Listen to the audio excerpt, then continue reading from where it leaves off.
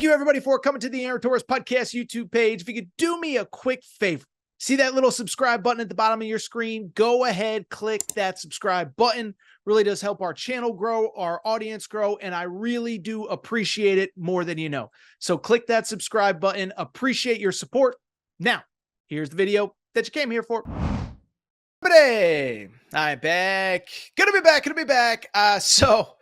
Tell you what, it isn't often here on the Aaron Torres Pod and Aaron Torres Pod YouTube channel that we do this because in general, we usually wait till at least Tuesday, sometimes even Wednesday to start looking ahead to the weekend ahead in college football. This week, though, I couldn't wait till Tuesday. I couldn't wait till Wednesday. I couldn't wait till Thursday. It is Monday night. And I just had to share some quick thoughts on a game that I am so excited about, that the nation is so excited about. It is the game that you see on your screen right now. Tennessee visiting Oklahoma. Obviously, this is a big one for several different reasons. The first one, we all know it is the Josh Heupel Bowl, right? Josh Heupel, legendary player, led Oklahoma to a national championship back in the late 90s. He, of course, is returning to Oklahoma as the Tennessee head coach. It is Oklahoma's SEC opener. We've been talking about Oklahoma in the SEC forever. Their first home game as a member of the SEC. But I'll tell you what, this one actually takes on even more significance for the following reason. One, as most of you know, last time Josh Heupel was part of Oklahoma football, it wasn't as a player, but as an offensive coordinator that was ultimately fired by Bob Stoops. He ended up hiring a guy named Lincoln Riley. Doesn't mean that that matters to Josh Heupel very much. But two, why this one is so big is because Josh Heupel's not only returning to Oklahoma, he is returning to Oklahoma with a team that I believe is a legitimate top 3 to 5, maybe even higher than that team in the country.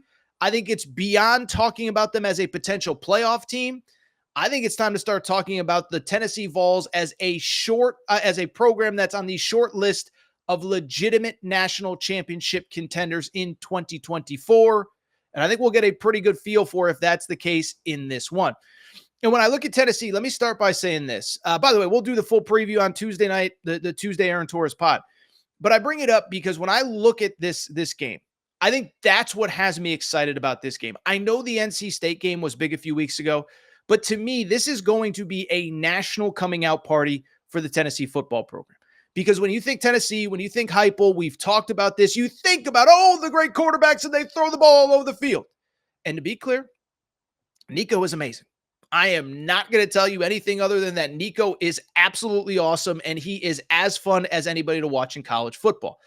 But at the same time, and we talked about this after the NC State win, Josh Heupel himself talked about this after the NC State win, this is not a team that just throws the ball all over the yard 50 times a game, okay? They are a complete team. They are a dominant team in basically every phase of football. And as Josh Heupel has said, just watch us. You know, Tennessee, and Tennessee fans, I know you know this, but for the nation that is tuning in, Tennessee currently, right now, as we speak, we're now a quarter of the way through the season, 3 games in, heading into the 4th one. Tennessee is actually the number 3 ranked rush offense in all of college football, only behind Army, who, of course, is a service academy that wants to run the ball 1 million times a game.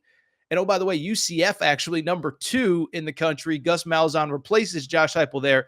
So we spend so much time talking about Nico. Are we talking about the fact that Dylan Sampson is averaging 8 yards per carry this season? Are we talking about the fact that Deshaun Bishop is averaging 10 yards per carry this season? That this run offense is elite. This offensive line has been excellent, and that this is a very balanced offense. By the way, you know what else is crazy about Tennessee? The defense is awesome too. And it's funny, you think about when Josh Heupel was hired, I remember talking to Tennessee fans and it was like, we're excited to have this great offense, but what does it mean for the defense when the offense can potentially be so quick strike, big play oriented? Well, as it turns out, it's not a big deal, at least so far, because coming into this game, Tennessee is the number 4 defense in all of college football. And what's crazy is I know what people are going to say. They're going to say, well, who have they played? They've only played Kent State and NC State, and they've only played Chattanooga in week 1. And I get it. This is certainly the biggest test for Tennessee so far. first true road game, first SEC game, etc. But don't tell me that they haven't played anybody, okay? Go back to the Tennessee game, or go back to the Tennessee NC State game, excuse me. You know that NC State, outside of the 2 games that they've played Tennessee, has put up 30 plus points in both games. You know they scored 0 offensive touchdowns against Tennessee. They scored 10 total, field goal, and a defensive touchdown. That's it. So don't tell me NC State is some garbage program that can't move the football, because they absolutely can, and they absolutely did against everybody other than Tennessee. By the way, you want an interesting stat on Tennessee? How about this? This defense hasn't given up an offensive touchdown in its last 4 games, if you include the bowl game against Iowa. So you got the Iowa bowl game, you got Chattanooga, you got Kent State, you got NC State. So this defense is operating at a really high level. And to me, that's going to be the intriguing part about Saturday. Going into Saturday, look, we all know, if you haven't watched Oklahoma, and unless you're a diehard OU fan, you probably haven't. This team, bluntly, it's kind of the Brent Venables special, right? Like if I had told you when Brent Venables was the defensive coordinator at Clemson, yelling and screaming and jumping on the sidelines, this guy's going to be a head coach in year 3, what is his team going to look like? You'd probably be like, crazy defense, a bunch of wild men blitzing from all over the place. And I probably have no strong opinion on the offense, but it's probably not elite. It's probably not Lincoln Riley, right? But sorry, OU fans, if you're watching this video, I hate to use that name, but listen, it's probably going to be an elite defense, line of scrimmage team, and the offense is probably good, but not great. Well, coming into this week, guess what Oklahoma is? I don't know if it's an elite defense, but they are one of the most aggressive defenses in college football. And to their credit, they do get after the quarterback. 11 sacks through 3 games, 23 TFLs through 3 games. Those are both top 20 in America. And by the way, they've played some real teams. Listen, Tulane is a good team. Tulane easily could have and maybe should have beaten Kansas State in week 2. Beat Houston. We'll see how good Houston ends up being. Obviously, they're in a first-year head coach with Willie Fritz. Forgive me for tripping over my own words. But to the credit of that defense, they are flying everywhere. They're making plays. And I think that's going to be an interesting development in this game against Tennessee. What I think is more interesting, though, what do we make of this offense? Because the one thing about Oklahoma, even coming into the year, we kind of knew, is that the offense was going to be a work in progress. That's not the fault of anybody. But one, you lose your offensive coordinator, Jeff Lebby. He obviously goes to Mississippi State. Jackson Arnold is handed the keys to the car. But the thing about Oklahoma, and this was something even Oklahoma fans were concerned about coming into the year, realistic about, by the way, is the idea that when you looked at Oklahoma, this was a team that was losing all 5 starters on the offensive line. And so it was going to be a process. It was going to take time. And that is very much what this offense has looked like so far this season. They're not running the ball at a very high clip.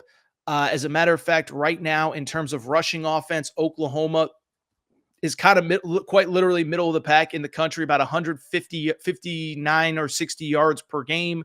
That's 67th nationally. So not running the ball super effective. But I think what's more interesting, Jackson Arnold has been good, but not great.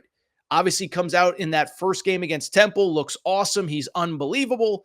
Then you think maybe Temple just isn't that good. He threw for 4 touchdowns in that game. Last 2 weeks, 19 of 32 passing versus Houston, 2 touchdowns, 1 interception, and 169 yards against Tulane last weekend, 1 TD, 1 INT. So really you take out that Temple opener, 3 TDs, 2 interceptions, and on the season, he's completing about 63% of his passes.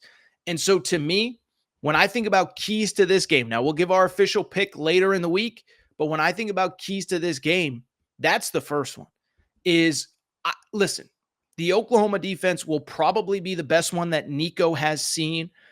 You could argue Iowa last year was maybe a little bit better. I think Nico will be okay. The run game will be okay. And I do believe Tennessee will be able to move the ball. Now, are they going to put up 71 like they did against Kent State?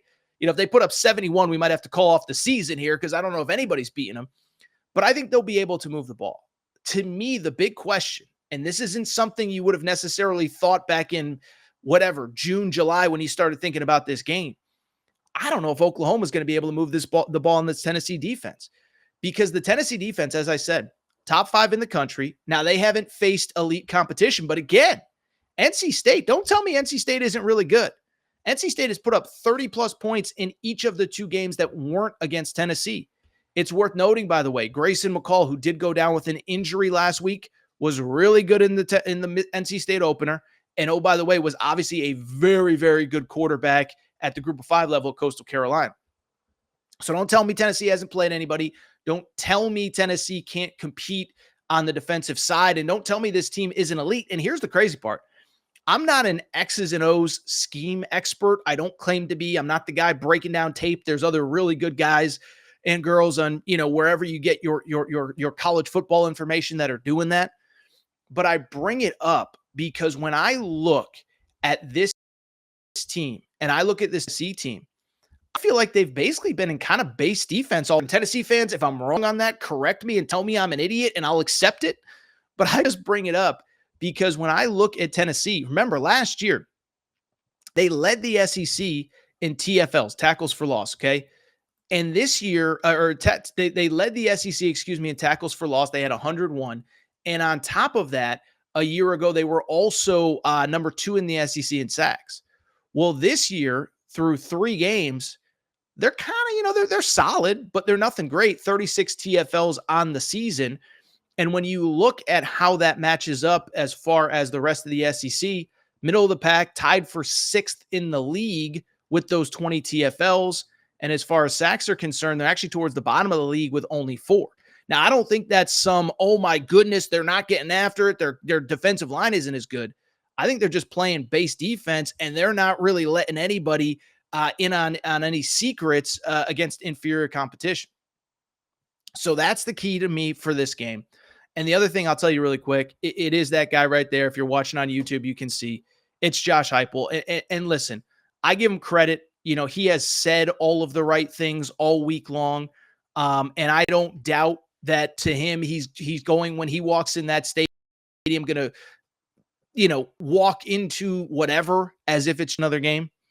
I'm sorry. I don't believe that to him. This one doesn't mean any more than NC State or Vanderbilt or whomever you're playing, Kentucky, Florida, whatever. Bottom line is this dude was fired by his alma mater a decade ago. What did he? Tennessee fans, correct me if I'm wrong. I know he was at Utah State for a minute. He really had to, after he got fired at Oklahoma, he really had to grind his way back up the coaching ranks. Here it is. Gets fired at Oklahoma as the co-offensive coordinator. Utah State for a year, then Missouri for a couple of years. Then he gets the UCF head coaching opportunity.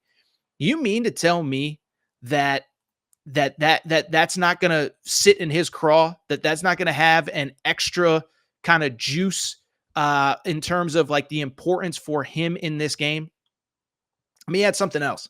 Maybe this means nothing. Josh Heupel said all the right things about Bob Stoops, his former head coach, and his former boss at Oklahoma. Bob Stoops has said all the right things, but I noticed this as well earlier on Monday.